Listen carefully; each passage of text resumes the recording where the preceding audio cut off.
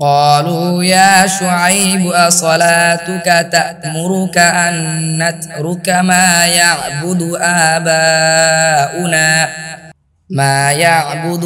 آباؤنا أو أن نفعل في أموالنا ما نشاء إنك لأنت الحليم الرشيد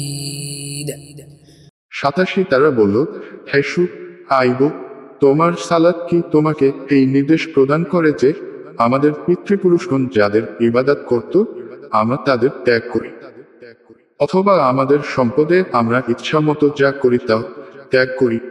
তুমি তো বেশ সহনশীল সুবোধ।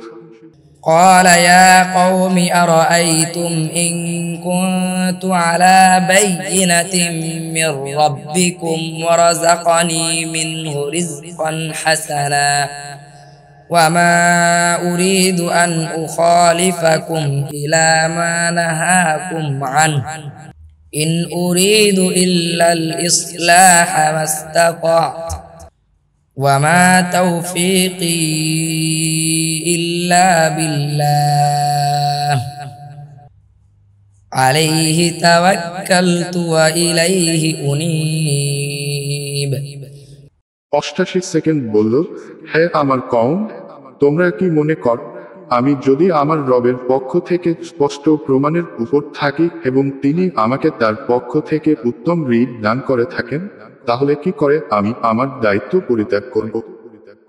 যে কাজ থেকে আমি তোমাদেরকে নিষেধ করছি তোমাদের বিরোধিতা করে সে কাজটি আমি করতে চাই না। আমি আমার সাধ্যমতো সংশোধন চাই। আল্লাহর সহায়তা ছাড়া আমার কোন তৌফিক নেই। আমি তারই উপর তাওয়াক্কুল করেছি এবং তারই কাছে ফিরে চাই।